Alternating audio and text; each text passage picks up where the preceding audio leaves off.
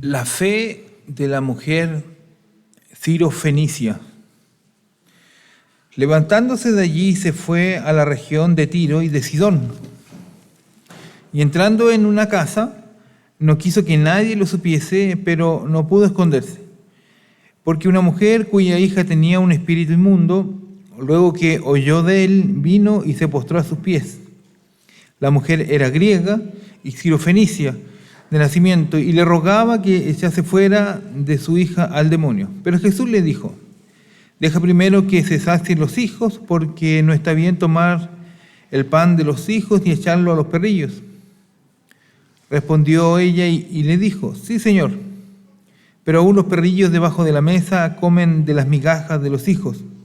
Entonces le dijo: por esta palabra, ve, el demonio ha salido de tu hija. Y en cuanto llegó a su casa, halló que el demonio había salido y la hija acostada en la cama. Amén.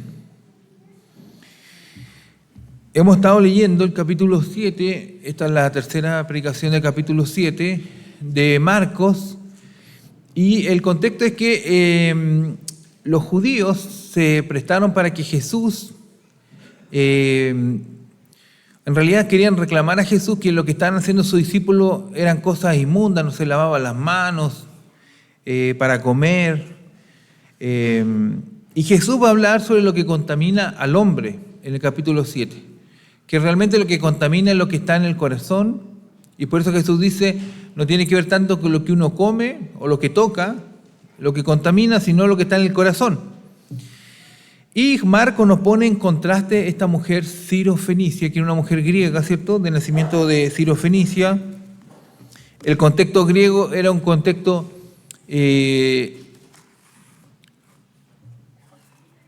donde muchos dioses, usted se acuerda de la historia de los griegos, ¿cierto?, que tenían muchos dioses, politeístas, y por lo tanto para el contexto judío eran personas inmundas. Los ciro-fenicios, los griegos romanos, todos eran personas inmundas. Es más, los judíos se preocupaban no tanto de lo que tocaban como cosas, sino a las personas las consideraban inmundas.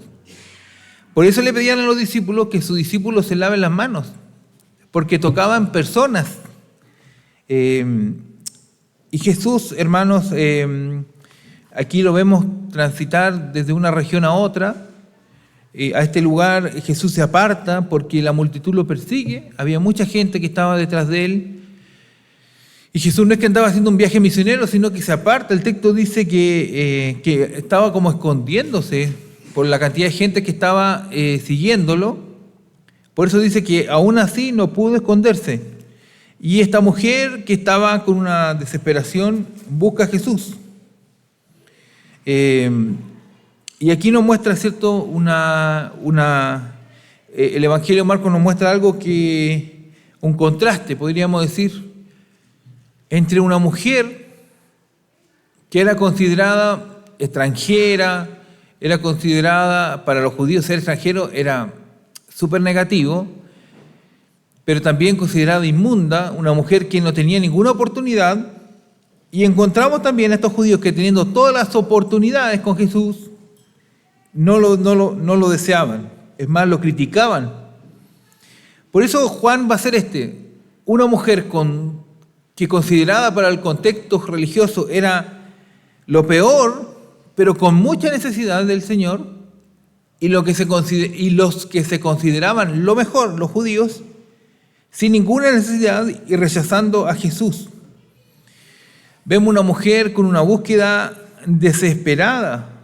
La condición de la mujer que busca a Jesús, una mujer griega, nacida en Ciro-Fenicia, lo que la situaba fuera del pacto de los judíos, lo situaba fuera de la comunidad de Israel, y que afrontaba el sufrimiento desgarrador de su hija, que estaba siendo azotada por un espíritu inmundo. El contexto que nos muestra el texto bíblico, hermanos, es la desesperación de una mujer por el sufrimiento de su hija. Está desesperada porque su hija está sufriendo los tormentos del espíritu inmundo. En estos momentos, ¿cierto?, no teníamos el avance médico también, pero por lo general todas las enfermedades de origen mental también eran asociadas a espíritus inmundos. Era una niña atormentada, pero con una tremenda actitud de rendición. Y digo rendición porque ya no encontraba ninguna oportunidad más. Estaba rendida ante la adversidad, con una actitud de rendición, pero también de fe. Porque sabía y había escuchado de Jesús. Por eso cuando vemos que al oír de Jesús, ella se postró a sus pies. Ella no, a la diferencia de los judíos, ¿cierto?, que tenían ellos eran tan buenos en su mente, los judíos, que caminaban kilómetros para reinterrogar a Jesús y decirle, oye, mira a tu discípulo que no se lavan las manos. Eran tan correctos en su mente que caminaban kilómetros para enfrentar a Jesús. Más de 400 kilómetros caminaron de Jerusalén para entrevistar a Jesús e interrogarlo y ponerlo a prueba para decir que Jesús también era un inmundo como sus discípulos. Pero esta mujer, ¿cierto?, con ninguna oportunidad, porque lo que nos muestra la palabra del Señor es que Jesús vino a cumplir el pacto de Dios.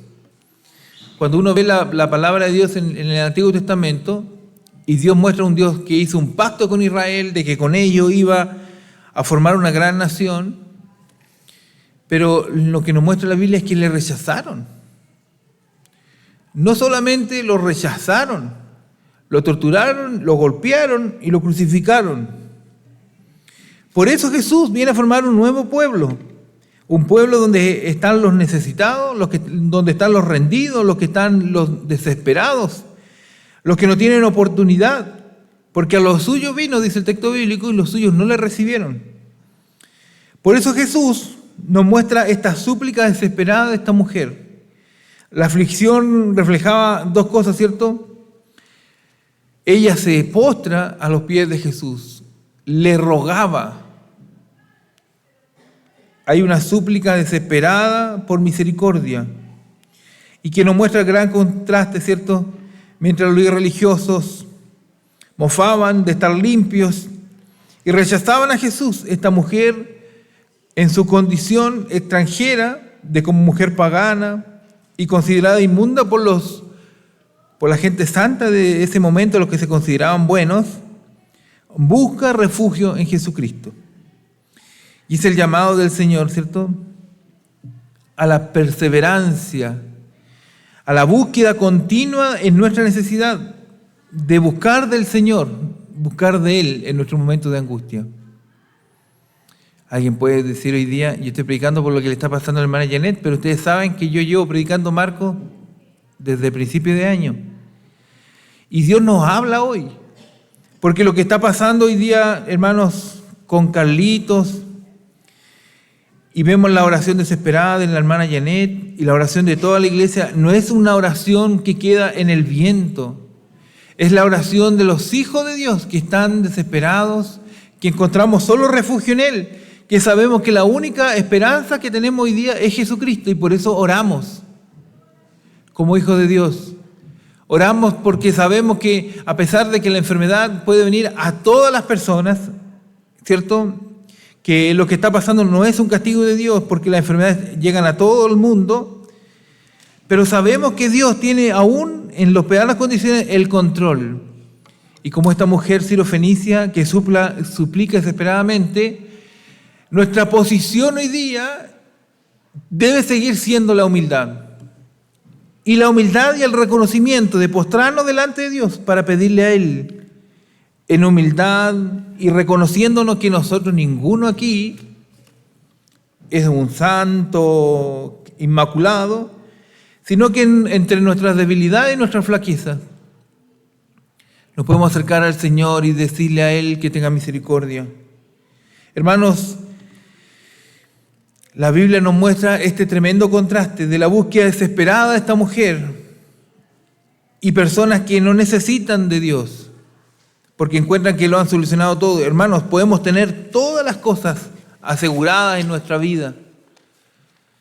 Y pensamos que con el dinero a lo mejor lo hemos conseguido todo, que podemos tener todo, pero nos damos cuenta, hermanos, que somos débiles, que no tenemos el control de todas las situaciones, que no tenemos el control de nuestra vida.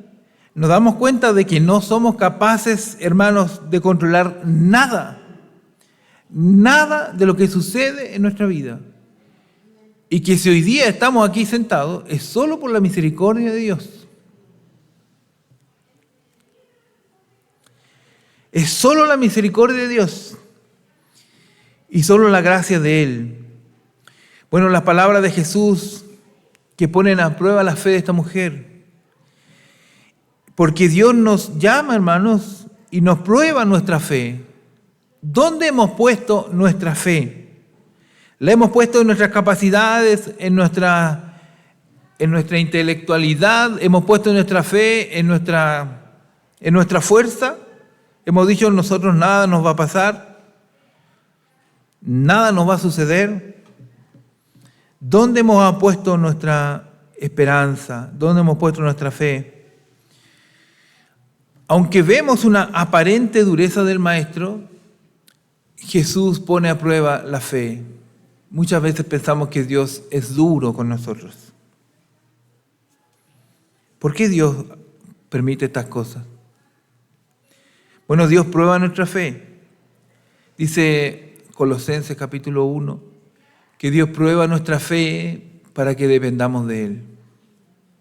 Todos nosotros dependamos de Él, pero también prueba nuestra fe para consolar a otros. Prueba nuestra fe para que nosotros evidenciemos verdaderamente el amor de Dios en nuestros corazones. Porque el amor de Dios se va a manifestar en nosotros y la fe de Cristo se manifiesta en nosotros, en que deseemos el bien de nuestro hermano, deseemos su salud, deseemos que esté bien y hagamos propuestas de Dios para el bien del otro. Si algo hemos visto en estos días de prueba con nuestros hermanos que están enfermos, es que nuestra iglesia se ha vuelto a orar. Hemos vuelto a la oración. Hemos vuelto a orar en las noches. Hemos vuelto a buscar del Señor. Hemos vuelto a depender de Él. Hemos vuelto a buscar de Dios con nuestro corazón sincero. Entendiendo que no tenemos, hermanos, yo voy a repetir, no tenemos control de nada. De nada. Que estamos en las manos del Señor. Estamos en la mano del Señor. Por eso esta mujer suplica a Jesús. Jesús les dice estas palabras que parecieran difíciles y que dicen, deja primero que se sacien los hijos, porque no está bien tomar el pan de los hijos y echarlo a los perritos o perrillos. Y no es que el Señor haya tratado de perro a la mujer, porque literalmente la palabra ahí es perro doméstico. Es como el perrito que uno tiene en la casa, no como perros de la calle, sino está hablando de el Señor en una figura literaria que es un sentido de parábola. La parábola se llamaba machal y tenía un sentido en el Antiguo Testamento. Y hablaba de que Dios había llamado primero a los judíos y vino a ellos el Señor. Por eso nació en Belén, por eso estuvo en Palestina, estuvo entre ellos. Y por eso el Señor vino para mostrar el pacto que Él había hecho con ellos. Pero nos muestra el texto, le rechazaron. Por eso Jesús le dice, es primero darle de comer a los hijos, a los que habían sido primeros. Pero ella, en su desesperación por su hija, le dice, bueno, aún así, aunque se tienen que saciar los hijos, aunque el orden que había sido marcado por Dios era a los hijos, y lo vemos en el Antiguo Testamento desde Israel, ¿cierto? Jacob, que cambió el nombre a Israel, que la bendición vino a ellos, aún así la bendición siguió para todos los demás. Por eso esta mujer sirofenicia, ¿cierto?, de contexto extranjero, con ninguna oportunidad en ese momento como parte del pueblo de Dios, ella dice estas palabras, ¿cierto?, que aún el pan que comen los hijos, de las migajas ella podía ser saciada. Lo que nos muestra, hermanos, es la humildad de esta mujer. Primero, se postra delante del Señor, luego, a pesar de la respuesta de Jesús, que cualquier otra persona, si lo hubiera dicho un judío, lo hubiera tirado piedras.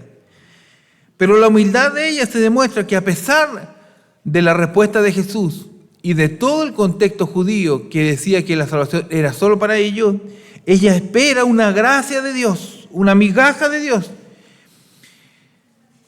para encontrar salvación para su hija. Esta respuesta es una respuesta de Dios que ofende a nuestro orgullo. Las respuestas de Dios ofenden a nuestro orgullo, a nuestro yo, a nuestro ego. Nos gustaría que Dios respondiera en los momentos que nosotros queremos. Nos gustaría que no pasara nada a nosotros como cristianos. Nos gustaría que nosotros pasáramos en banda y que vivamos una vida feliz hasta los 100 años. Pero nos ha mostrado la historia de la iglesia que la vida del cristiano también es una vida marcada por los pasos de Jesús, por los pasos del sufrimiento. Porque, hermanos, a través del ejemplo de Jesús, que fue perfecto en todo, nos muestra que la voluntad de Dios es más grande que nuestro propio ego. La voluntad de Dios conquista nuestro ego, conquista nuestro orgullo para transformar nuestra vida en humildad. Cuando reconocemos en el Señor quién es Él y quiénes somos nosotros delante del Señor, lo único que nos queda es humillarnos delante de Dios y decirle: Señor, incluso con las migajas nos conformamos. Hermanos, lo que Dios ha hecho en la cruz por nosotros no fueron migajas. Dios en la cruz entregó su vida por cada uno de nosotros, para que nosotros a través de Él no tengamos solo sanidad de nuestro cuerpo terrenal. No solamente tengamos un momento de lucidez terrenal, lo que el Señor viene a darnos es vida eterna, que en este momento no lo dimensionamos nosotros. No dimensionamos porque estamos tan aferrados a la vida terrenal, estamos tan aferrados a nuestros proyectos terrenales, estamos tan aferrados a nuestros negocios, a nuestras cosas que tenemos aquí, que no hemos podido ver lo eterno de Dios manifestado a cada uno de nosotros. No hemos podido ver lo eterno de Dios, hermanos, y lo grande de Dios para nosotros, de la riqueza de Dios eterna para nuestras vidas. Cuando nos damos cuenta de Dios y su existencia en nuestras vidas, nuestros objetivos de vida cambian. Porque nuestro orgullo es destruido, nuestro ego es aplastado. Por eso esta mujer, cualquier persona dice: ¿por qué me trata así, como un animal doméstico? Pero ella, en vez de aferrarse a su ego, a su orgullo, ella encuentra la humildad. Por eso el Señor dice: aprendan de mí, que soy manso. La palabra ahí manso es obediente y humilde de corazón. Aprendan de mí que soy manso y humilde de corazón. Porque el problema del ser humano, lo decíamos la semana pasada, está en el corazón. Nuestro orgullo, nuestra vanidad, nuestra vanagloria está en nuestro corazón. Y el Señor nos muestra esto, hermanos. Nos muestra que verdadera paz cristiana se encuentra en ser manso y humilde para entender la vida. El Señor dice, aprendan de mí que soy manso y humilde de corazón y hallarán descanso para vuestras almas. Tomad mi yugo, dice el Señor, porque fácil y ligera es mi carga. Nos cuesta seguir al Señor, nos cuesta seguir sus pasos. Cualquiera puede decir, Jesús pudo haber evitado la cruz, y es verdad, Jesús podría haber evitado la cruz. Es más, en el Getsemaní, la oración de Jesús hubiera sido, Señor, elimina la cruz de mí. Pero el Señor le dice, Señor, hágase tu voluntad, no la mía. Hágase tu voluntad y no la mía. Por eso encontramos esta idea tan profunda de esta mujer, el miserable indigno que somos nosotros de recibir la gracia de Dios. Ella reconoció su posición, no tenía méritos, no tenía linaje, no tenía pacto, no tenía nada. No era parte de una familia del pacto, no era judía, no tenía nada para reclamarle al Señor sus bendiciones o estar a la mesa. Pero aún así, hermanos, la gracia de Dios fue manifestada a ella en que aún siendo un indigno miserable, Cristo se acordó de ella y le dio de su gracia.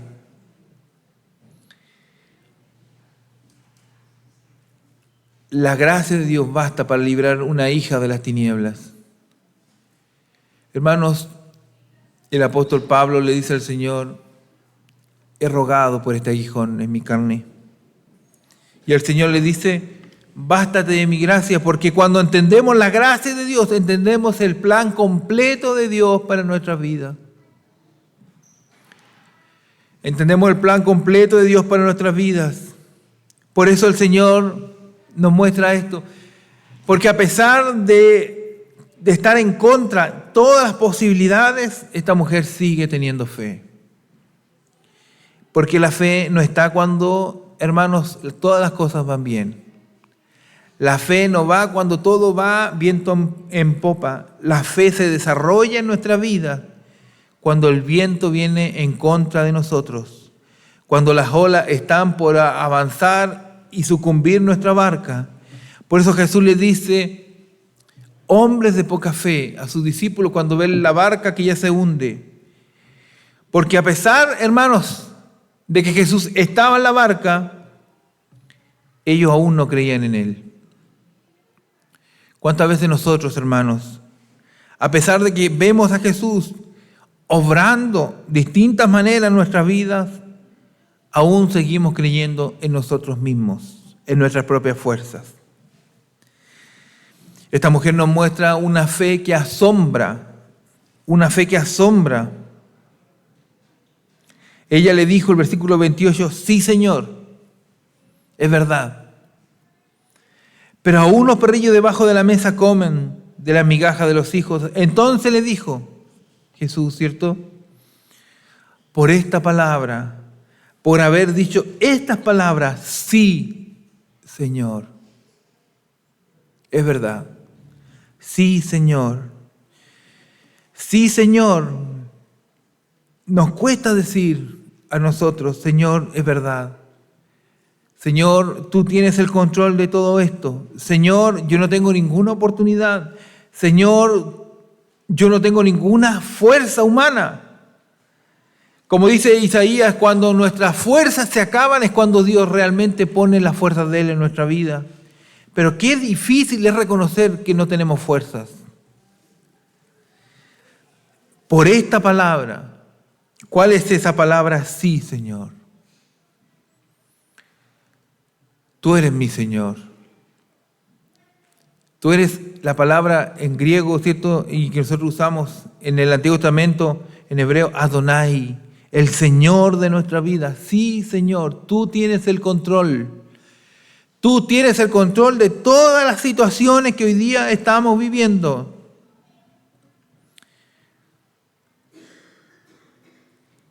Ve, el demonio ha salido de tu hija.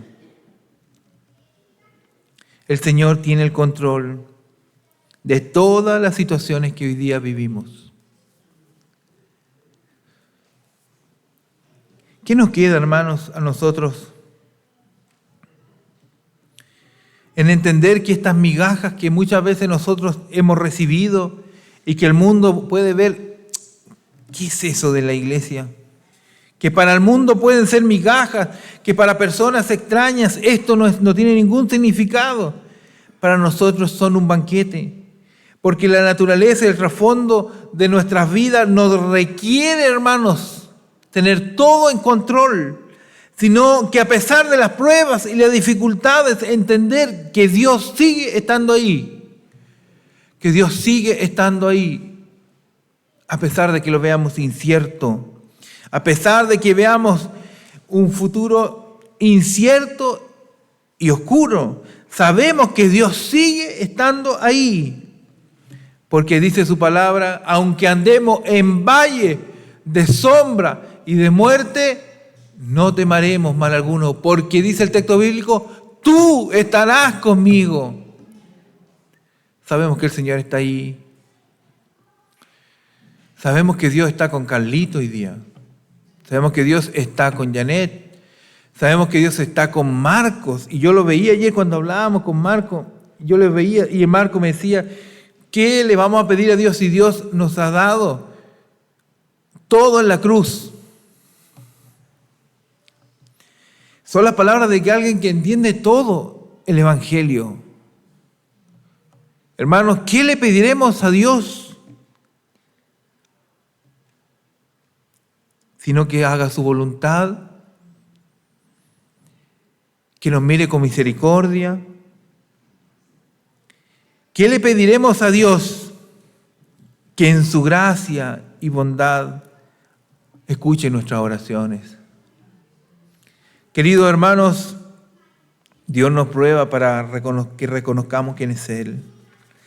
Dios nos prueba para que entendamos el verdadero llamado de Dios en nuestras vidas.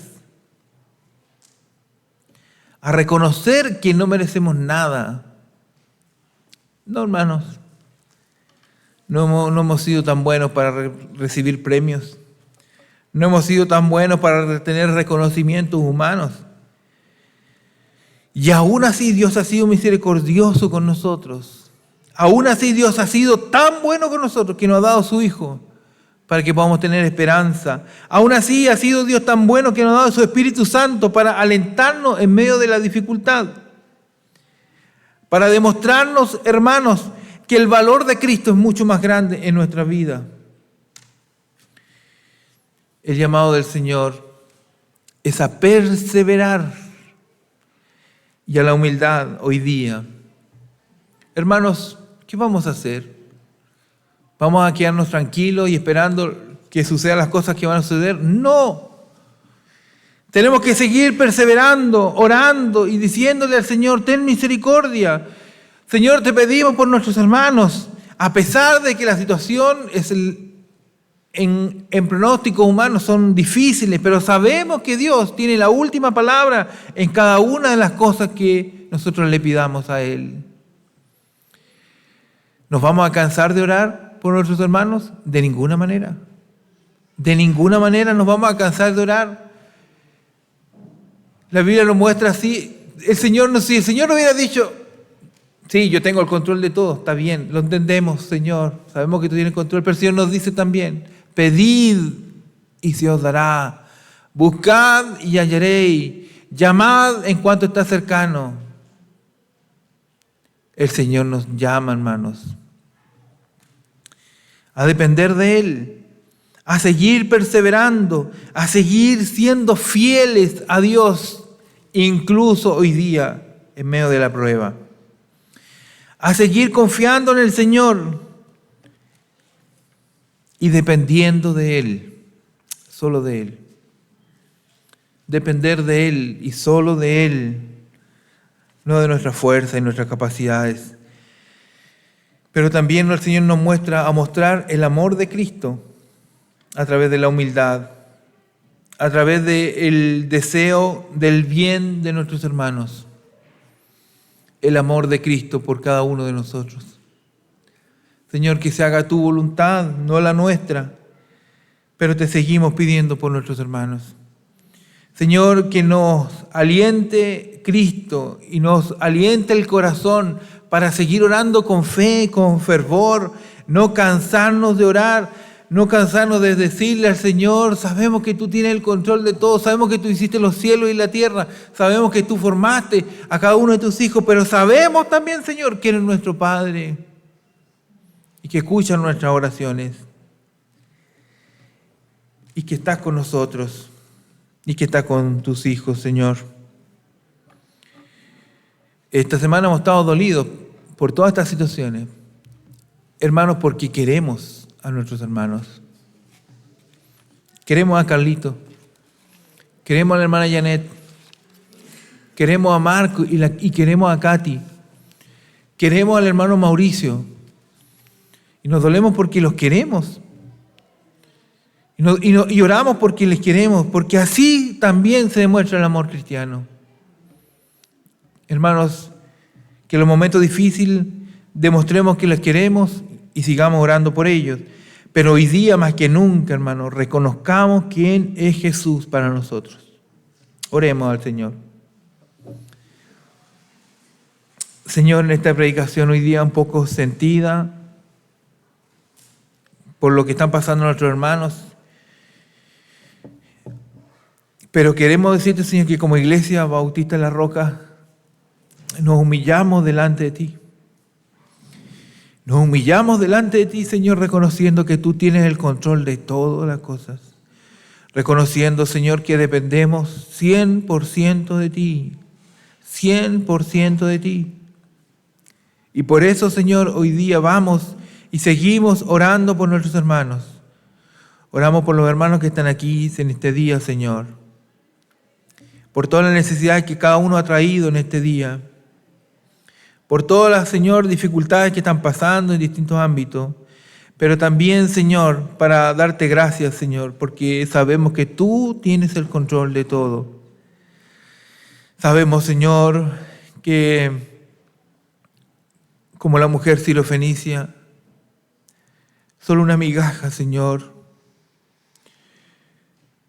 Señor Jesús, solo una migaja es un banquete para nosotros.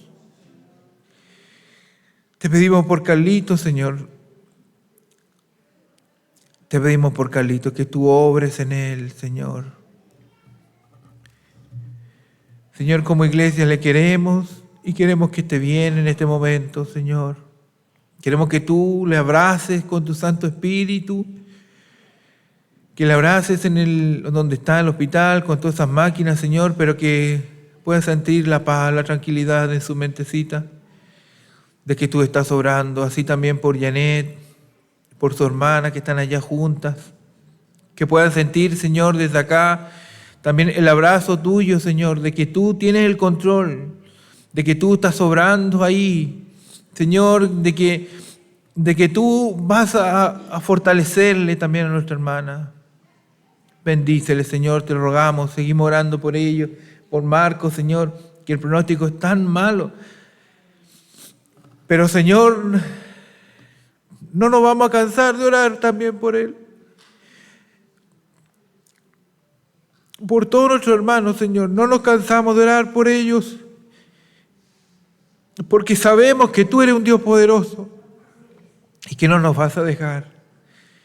Señor Jesús, por Mauricio, por Katy, por todos nuestros hermanos hoy día. Señor, mira, Señor, que somos débiles hasta para orar, pero, Señor, en nuestra debilidad, en nuestra flaqueza, mira nuestras oraciones como Iglesia Bautista de la Roca, Señor. Te pedimos que nos ayudes como iglesia a estar en oración, a estar pendientes, clamando a ti, Señor. Mira, Señor, nuestras vidas. Que este tiempo, Señor, podamos ver a Cristo y el amor de Cristo en nuestros corazones. Que en este día, Señor, podamos manifestar al Cristo resucitado también en nuestras vidas. Y te damos gracias, Señor, porque sabemos que tú tienes el control de todo. Gracias, Señor, te damos por esta palabra y te pedimos que nos bendiga, Señor, en este día. También bendiga a nuestros hermanos que están por primera vez aquí, que a lo mejor no entienden todo lo que estamos pasando. Pero, Señor, que puedan ver a Cristo también en estas palabras, Señor Jesús. Te alabamos y te glorificamos, Señor. En el nombre de Jesús. Amén. Amén. Que Señor